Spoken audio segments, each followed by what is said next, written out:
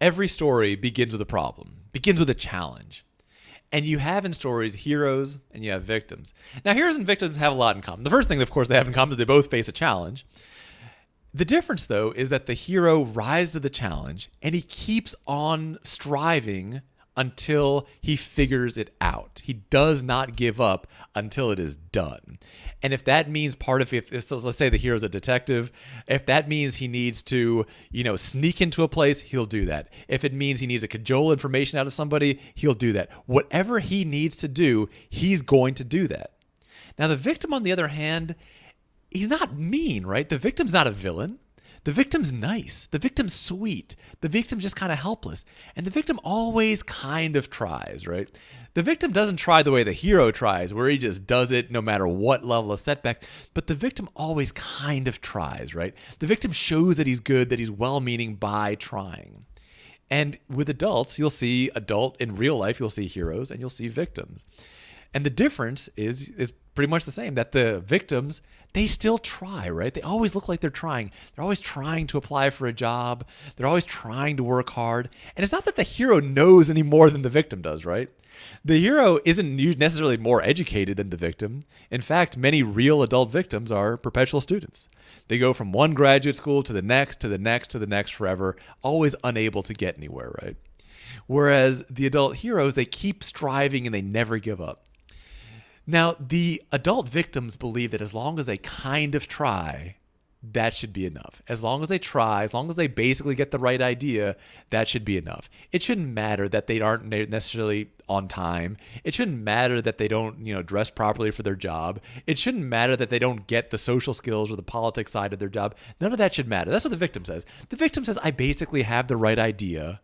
I basically know how to do this. That should be enough. All this other stuff, that shouldn't matter. That's what the victim will always tell you. That's why the victims can never get promoted. That's why they can never get anywhere. That's why they can never survive on their own businesses, because if you run your own business, you're going to face setbacks and they're going to be tough and they're going to be brutal and you're going to have to overcome them, right? Now, unfortunately, without meaning to, schools build that victim mindset. The victim mindset says that trying and being a good person is basically enough. The hero understands that that's not true. It's not enough to be a good person. Honestly, it's not even necessary to be a good person.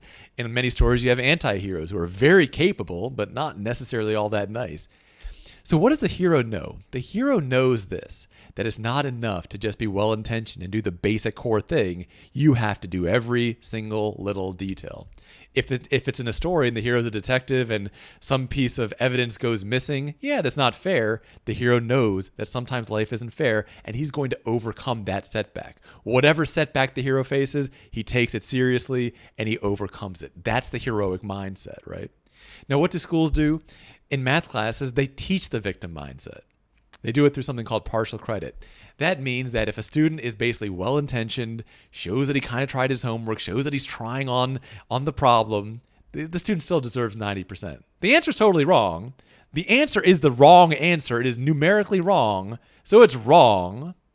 But with partial credit, the student deserves something, right? That's that victim mindset. That's the mindset that says trying kind of and being well-intentioned is enough. Not trying like the hero who never gives up until it's actually right, like kind of trying, showing that you're a good person, showing you did your homework, showing you're nice, showing you're respectful. That's enough. And so at Vora Method, what do? We fight against that victim mindset. Instead of telling the student, you basically have the right idea, but you got the answer wrong, so let's go on to the next thing. No.